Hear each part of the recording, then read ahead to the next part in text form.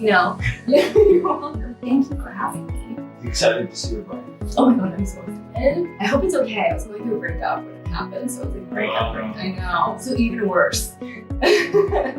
So tell me your goal in being here. Yes. Oh my gosh. Okay. My goal in being here is to better my memory, to pick and vet better partners, and to obviously build my self-esteem because it's not as high as it should be, in my opinion.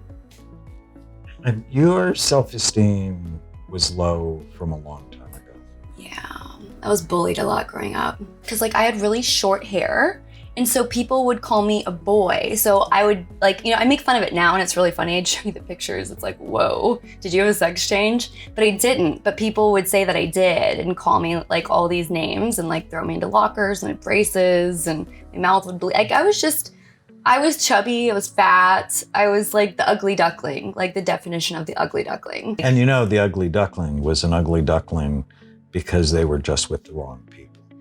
Well, damn, that's the Right. theme of my life, isn't that's it? like the best therapy story on the planet. It's like, oh, you were with ducks when you were a swan. Right, exactly. And you turned into a swan. Thank you. I appreciate that. So, memory, Yes. better picker, self-esteem. Yeah, because I came across, so you kept popping up on my Instagram feed and I would always save and share your stories and your posts and everything. And I was like, I love this guy. I've been a huge fan of yours for such a long time. Like you have no idea. So I DM'd you and I never thought in a million years I would get a response back. And it was when I was going through my breakup. And I was your book was the thing that I would listen to that would like get my mind off of my heartbreak. So like, it really means a lot for me to be here. And I told you I'm a crier. So like, just don't I can still function. I cry. It's annoying. That's why I have tissue. One of my tools of the trade. Oh, I bet. Do you get that when you graduate? Like a whole That's funny. They should do that for therapists and psychiatrists. That's funny. So I was just, when I went through your history, anxiety, brain fog. Brain fog before COVID, after COVID. COVID didn't really change things. Oh, definitely. It was like my divorce kind of triggered everything. That's when I got diagnosed with hypothyroidism and like everything. But that's when the brain fog really hit heavy, like 2018. Because there was a lot of stress at once, Can be distracted, periods of depression, bulimia when you were young. Mm-hmm. When did that end? I'd never purged intentionally after 24, ever. Great. Yeah. A lot of people don't know that bulimia is not just a teenage disorder, that there are a lot of women, 30s, 40s, even 50s, that still go through it. They learned it as a coping mechanism, as a control, self-soothing mechanism, but it's damaging. Very. To your teeth, to all of your body. It's not for me. Yeah. But I don't need to do that to feel control, or I honestly don't have that problem, or else I would tell you. Awesome.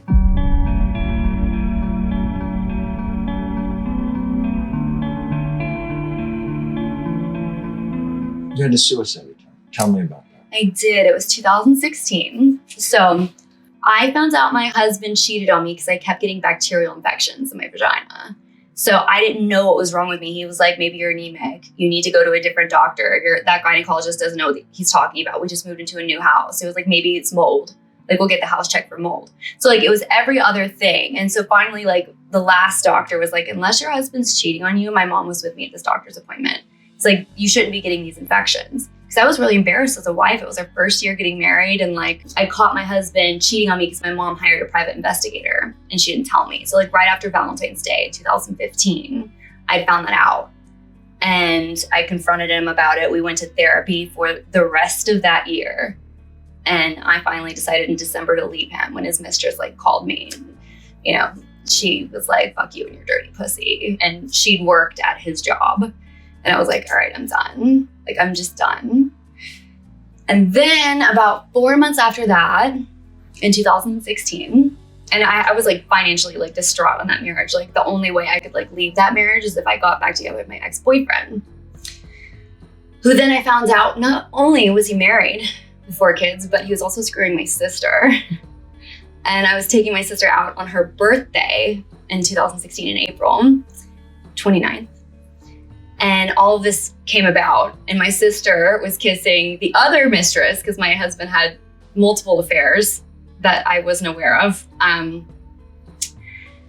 that person she took a picture of kissing at a award show, and I took a lot of drugs, painkillers, Xanax, and 6 shots of vodka on an empty stomach.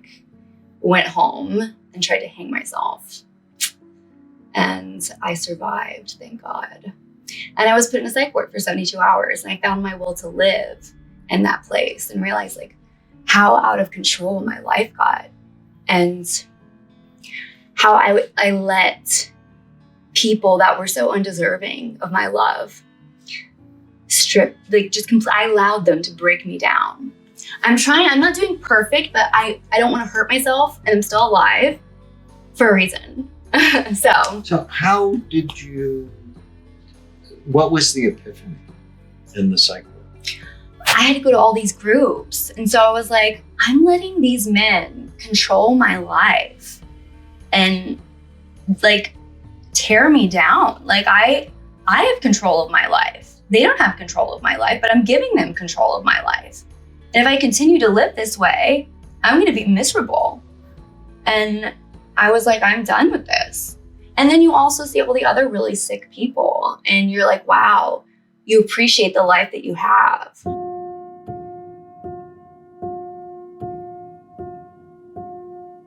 You want to see your brain? Yeah, let's do it. All right, so we do a study called SPECT, and SPECT looks at blood flow and activity. It looks at how the brain works. And it basically shows us 3 things: good activity, too little, or too much. Mm-hmm. And then our job is to balance it. If it's sleepy, we want to stimulate it. If it's working too hard, we want to calm it down. Okay. Make sense? Mm-hmm. When we look at your scan, what we see the holes at the top? So if you look at the top left image, Okay. see at the top there those holes? So the front part of your brain is low in activity and low in blood flow. It's going to make you easily distracted, have poor judgment, be conflict seeking, play this game called Let's Have a Problem. You never once do it consciously, Mm-hmm. but you find you can poke at people, Mm-hmm. which irritates them. Yeah. We need to strengthen that. Mm-hmm. If you do what I ask you to do, Mm-hmm. this is how much better it can be. Wow. It can look as pretty as you. Well, thank you. What timeline would that take to achieve that? A couple months. That's it? Really? Yeah, but you have to love your brain and not do anything that hurts it, and Right. really focus on doing what helps it. I like a treatment called hyperbaric oxygen. Mm-hmm. Go into a hyperbaric chamber, more oxygen under pressure tends to increase blood flow. Mm-hmm. Also tends to be good for your skin. Brand new study showing a decreased aging in skin. I saw you in your Instagram. Oh, I was in our chamber. Yeah, it looks so cool, like a spaceship.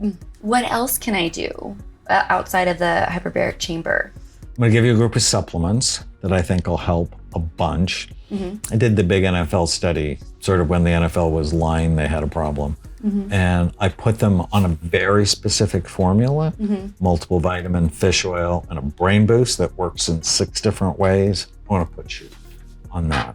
Okay. And I also wanna give you something called Happy Saffron to help your mood, Okay.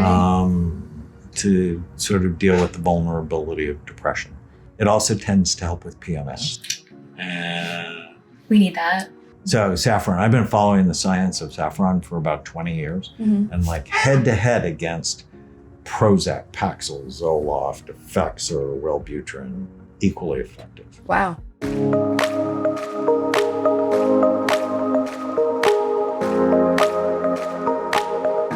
You dealt with infidelity, not once. Multiple times. And I caught the last 3 guys on social media. Every single partner I've picked has been unfaithful. So why do you think? Tell me about it. because I have a bad picker, Dr. Amen. Terrible. I don't vet them out. I know why the last one. I understand that one.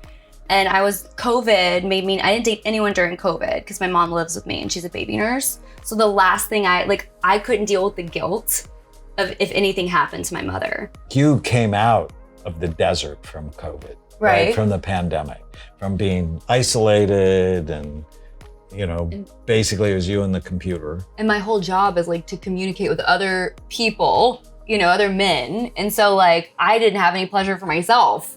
So I was like, I want something for myself. And so you get to an oasis and you're so thirsty that you're not looking around and seeing the dead raccoons around the oasis. Mm-mm. Mm-mm. So I just want you to pause and think, know what you want, and then, okay, does this fit? Because that's what your frontal lobes, when they're active, that's what they help you. They see the future. So they see the decision and then it plays it out. Right. And that's what I want you to do. It's like as we fix your frontal lobes, play it out. There are lots of good guys and you're bright and you're beautiful and Thank you. the brain does what it's used to. And so if you're used to a powerful male figure being unfaithful and leaving you and disappointing you and belittling you, you're gonna be turned on by people who do that. It's called the arousal template. When you're first aroused, what was going on in your life? And you just have to see it as a problem to solve. And that's what I'm finally motivated, because I don't want to be the victim. I want to take accountability for my actions, for my choices. I'm 31 years old, okay? It's time to change. And hopefully your book, The Brain in Love, will help me get to that place. I know Rome wasn't built in a day. I acknowledge that. It's baby steps every day. But I want to get there. Do you want kids? Dr. Eamon, I'm 50-50 on that now. I used to think that being a Southern woman, that was my whole life's mission. But now I'm if it happens, it happens. And if it doesn't, it doesn't. Maybe you'll be with someone that already has kids, So I don't want to Women that have children are not happier than women who don't have children. No, and I just I have such a fear of And I procreating. love my Babies. 6 children. But you have to be okay with you first. Yes, and I feel I have a lot of inner child stuff to work on. And also, I have to really know the guy before I want to bring it, procreate with someone, because my God, my biggest fear is to end up with someone like my father. I have a new book coming out in March called You Happier, the neuroscience of feeling good based on your brain type. Ooh. And you need someone, so you would be my spontaneous brain type. I was thinking of that when I was listening to Your Brain is Always Listening. Yeah. So you need someone that's interesting, that's fun. And I'm very motivated to change, Dr. Eamon. Questions for me? Can we take a selfie? Yeah.